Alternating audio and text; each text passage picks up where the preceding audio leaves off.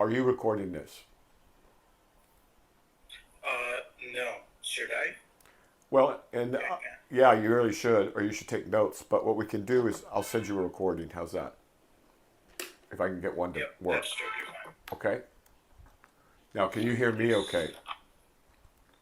Yeah, definitely. All right. If the sound gets wonky, let me know. All right. Yep, What yep. questions do you have for me today? There are some. Like, first of all, I was planning on going off Lexapro. Like, I'm already Okay, diagnosed I and can't. I'm I'm not. taking. I can't. We could talk about it, maybe. But remember, I'm not practicing psychiatry anymore. So, what does your psychiatrist say about that? It's got a long half He's life. fine It with should it. be easy. Just go as long as your guy's going slowly, gradually. You'll be. There's nothing to it. But talk to him about that. Okay. All right. Yeah, Next. got it. Good. And by the way, how is your sleep? Like you were saying that you felt well. I'm assuming you were not feeling well because you were planning on delaying it, right? My that's boring. Let's talk about questions about the Dharma.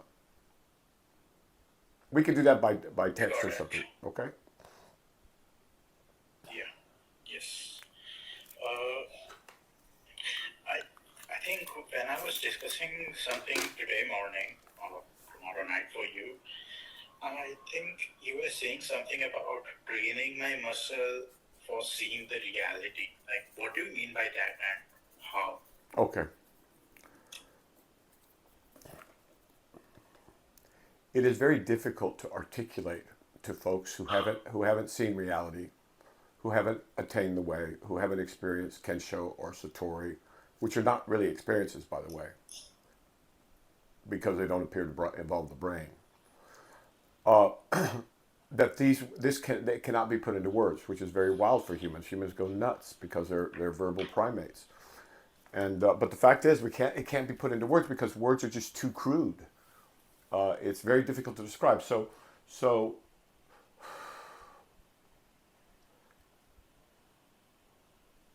the capacity to see reality is something that everyone has because everyone is made of reality, right? The reason they can't see reality is because they've never seen it before that they've recognized, and it is obscured, it is blocked by the thoughts and the minds and the feelings and the fears and the desires and all this other stuff that the animal organism, lives on. Now, the thoughts and the mind are like clouds in the sky. Thoughts and feelings and concepts and preconceptions, they're like clouds in the sky. They're right here, right? And if I look up to the sun, I can't see anything because it just looks like a cloudy day. But in fact, the sun is there. Now, if a wind comes and blows these clouds apart, there's the sun. It's always there, right? So the analogy falls apart because the earth rotates and the sun, doesn't show to half the earth for half the day or something like that, right? But imagine the earth didn't rotate, and you'd see that the sun is always shining. Every day has sun. Some days look cloudy. Some days look like hurricanes. Some days look like thunderstorms and lightning. Some days look like uh,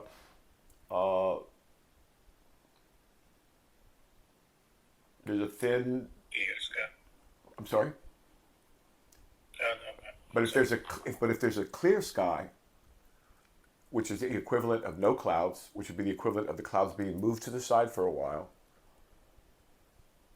then you could see directly the sun, right? It's no big deal. You have the same capacity for seeing truth. It's buried within you, but it's there. It's in all humans because that's what we are. And so, of course, you could find your own soul, your own spirit, your own essence, but not by looking in the usual ways. If you had a microscope, it wouldn't get you any closer. In other words, you see what I'm saying? So, Keep going. These are like, good questions. Keep going. yeah, but how does one, like, at least go in that direction? Like, By not okay, obviously, I can't achieve it. you go in that direction by not being stupid and by growing up. right? Because what do people do when they're young? Well, they just want to have fun. They give in to their impulses. They don't have very good impulse control because their frontal cortex isn't developed. They're just watching video games or watching porn or watching the news. I don't know which of those is worse, but at any rate, the mind is just coated in clouds, right? And so the thing about the brain and the mind, if you hold it still for a moment,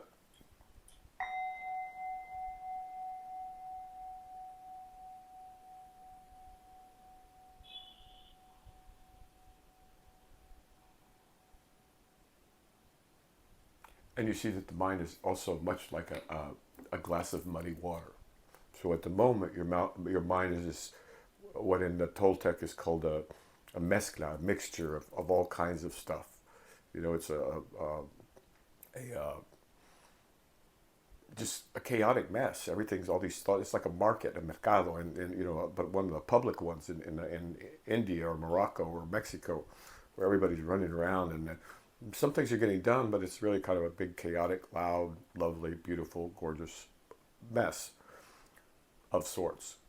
Anyway, you're not going to be able to see the ground underneath that. And when all the shoppers go away, and when all the shopkeepers go away, and when all the things have been cleared away, then there it is. There's the ground that you stand on. And it's not that miraculous. It's right there, right? And so it's like that. All metaphors fall apart. But once you clear away the junk, it's right there.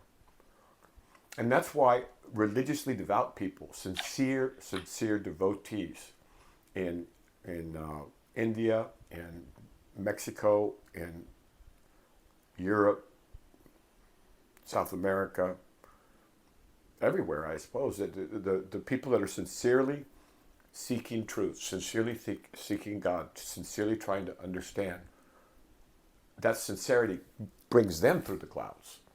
And so those folks do very well also. So, but go ahead. So wait, just one last thing about that. One last thing about the capacity.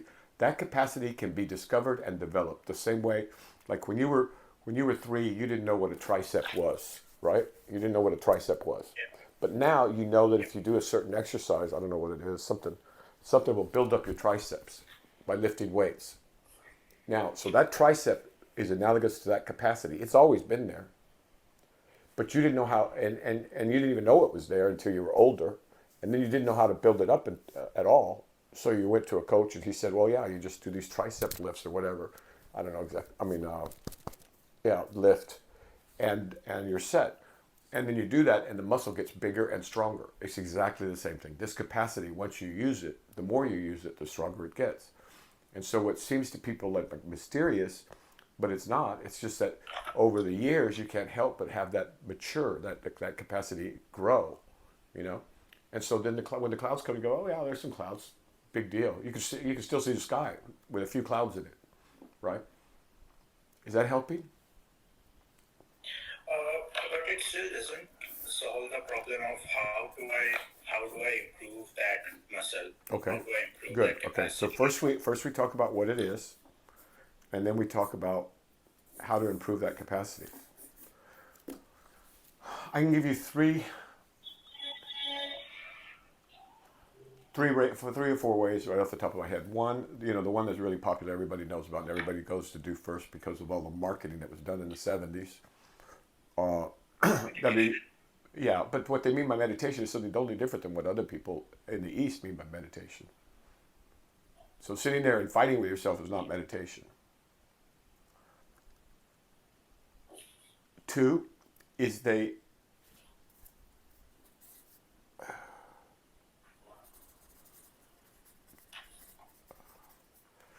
but see, in order to do that, you're going to need some discipline, right? Of course. Just to even think about this and to make it. Well, after meditation, you need some discipline so you do the meditation. And you need some curiosity about meditation, what it is, what it isn't, how it works, how it doesn't. Because what happens is they take you poor kids off to retreats and they sit you there for 2 days and you meditate for 2 days. I don't know what you're doing, and I don't think they do either. But at the end of that, whatever happens, that's that. And they maybe slap a label on it, this is Buddha, this is, Sufi, which is invariably wrong. This is, whatever. But so you doing the right kind of meditation for you at the right time, something that works, something you can do, right? So that's going to take some discipline.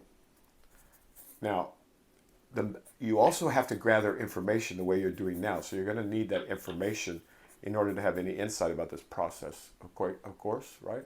So you're going to have information. Now, you're going to have to be, you can't be beating yourself up about this because beating yourself up is more thought. So you're going to need some generosity with yourself. But not oh, you don't have to do any work. No one, who cares? The world's going to end anyway. That kind of mentality. That's not what we're looking for. We're looking for generosity of spirit. I need to do this, and maybe I screwed up last night or whatever, but I'm going to be. I understand. I have enough insight to know. I have enough discipline to be here, trying to meditate. I have enough insight to know that getting into that fight of thoughts is not going to help anything. And so that's going to be important, that ability to be generous with yourself. And then you're going to need some, let me think.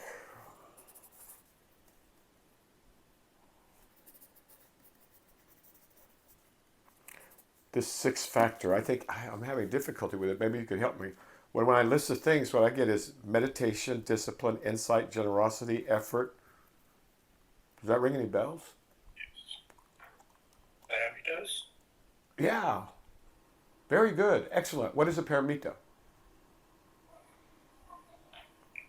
I think, what should I forgot? It's a little boat. It's a little boat that takes you across to the other side. Yes. Okay. Oh, yeah, essentially, yeah. Now, which one are we missing? I think it's meditation, generosity, effort,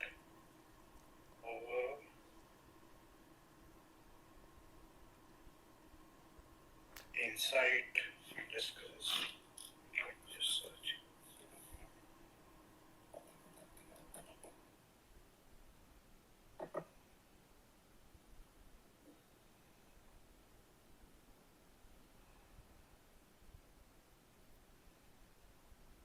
Patience. There we go. Patience. This doesn't happen overnight. All right? Usually. I mean, it can, but usually it doesn't. So you're going to need patience with yourself and with me and with other people.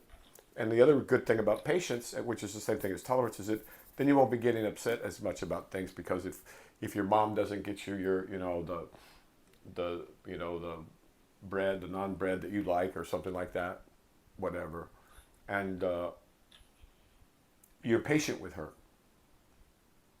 right? Yes. Maybe you go out and shop, and maybe if you're going to be really generous, you do the shopping for her. I mean, that's going to take some effort, but the insight that you would gain would be pretty cool, because you'd learn what moms do. But of course, that might take some discipline. But what we're talking about is meditation. So let's circle around back to that, okay? But this is the way you do it. This is the way you do it. This thing's been around for 2,000 years, and it works. All right. Okay. Now there's another way, which is reading sutra. Another way, which is hanging around other Dharma folks, so you get the energies, as crude as they may be, in the beginning, right? And so you need contemplation, discipline, insight, generosity with yourself and others. It's going to take some effort. It's going to take some patience. So then we have sutra, which is, if you don't want to meditate, you can just read sutra. And we have some great sutras that are not translated into English, if that helps you. What other language do you speak? Hindi? I do speak Hindi, yeah. Okay. Are any of these texts in Hindi? I bet there's some of them are. Some of them should be, but it's been a while since I read anything in Hindi. Okay, all right. Well, then in English, there's these sutras.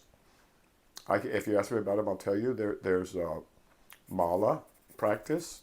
There's walking meditation. There's cooking for others meditation. There's doing for others.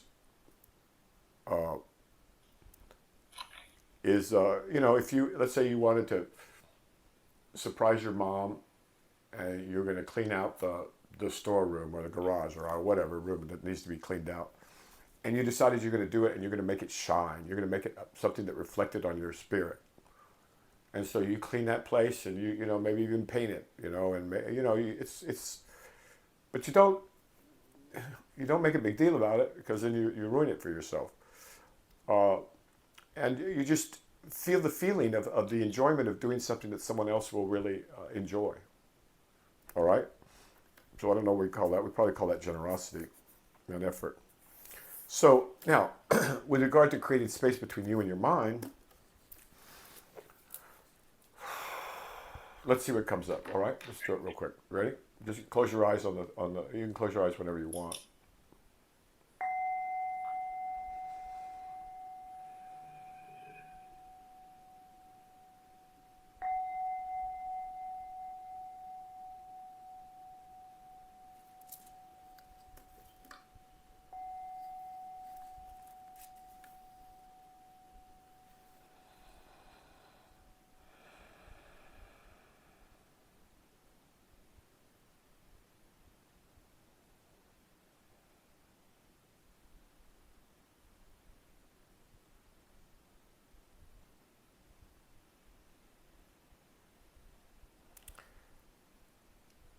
In meditation, when thoughts arise, you can convert the thoughts into lettering if you want. You can make them look like words, like a chirons, or whatever that's called, scrolling on the bottom of the screen. You can make those letters bigger or smaller. You can make them transparent, which is always nice. You can move them to the side of your mind, but to do that you'd have to find the edges of your mind, and that's another exercise that would help you.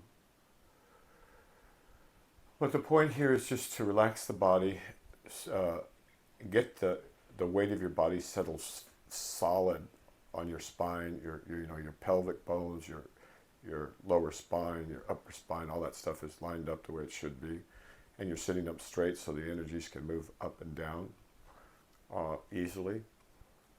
And then the king of them all, as far as I'm concerned, and not just me, is following the breath.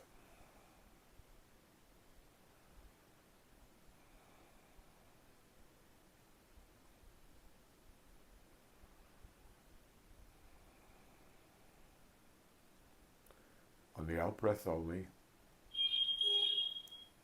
there's a 1.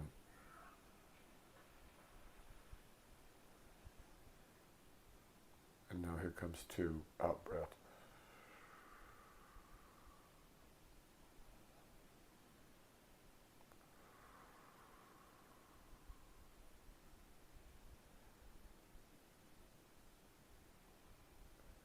And if you add a number to the breath, it fills up the mind completely. You've got the breath and a number, that's all there is. And then one nice thing about the mind is if you fill it up, you can't put anything more in it, and it leaves you alone. So if you count, say, the number 3, some people hear it, some people see it. So that's not the important part. The important part is that you be able to move it around, shrink it, put it behind you, put it in front of you, put it off to the side, just so it doesn't disturb you, because you're focusing on your breath.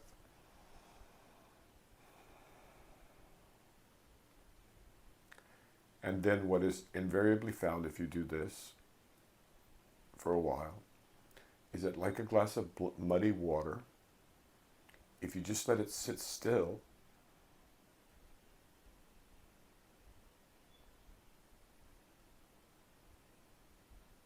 the mud, the dirt, the impurities,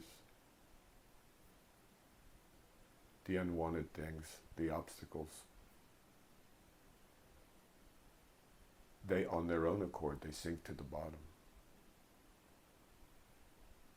And although there may be dirt or mud at the bottom of the glass is completely clear just by not moving.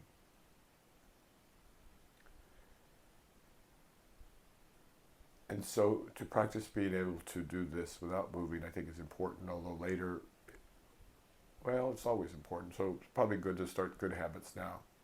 So get a good posture, learn how to breathe, learn how to explore on your own. That's critical. And that's it. I mean, it's not that monstrous as people imagine. It's hard for people because they head off 100 miles an hour in the wrong direction. But that, you've been alerted to that, so now you won't look elsewhere, you'll look within to know yourself. And if you know yourself, you know what it is that I'm trying, the information, why I'm trying to get the information to you. But nothing to worry about. Emotion, like thought, is oftentimes not the friend of this process.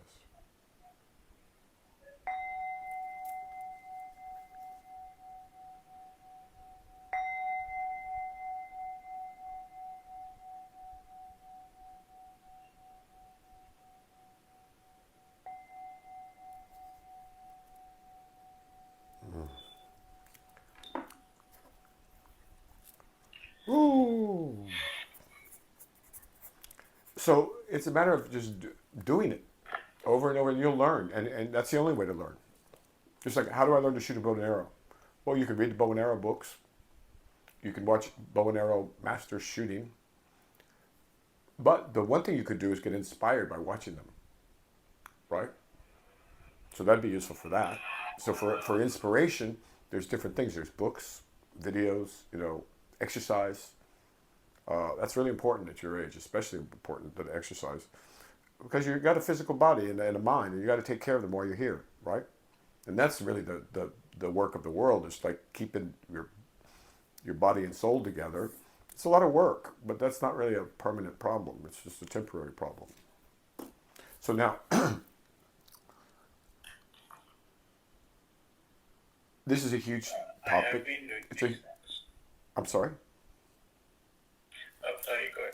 Like I was saying that I have been going to gym and going for 1 hour walk every day. Good. That's That's a good start. Yeah. So so when you're walking, you can listen to good books, Eckhart Tolle, Rupert Spira, things like that, or you could, or even Castaneda. Some people find inspiring. I mean, in terms of bringing energy, right? You could read some New Age book, as long as it's not too crazy, right? And you got to be real careful, because a lot of people are out there, they're just speculating like crazy. They believe it's the way the universe looks to them. It confirms their most dearly held beliefs, right? Like astrology and, I don't know, palm reading or whatever. But that's not what this is about. Yeah, I was going to say that, like, it feels like I was thinking unconscious mind has some worldview about Hang on one second. what the world is. So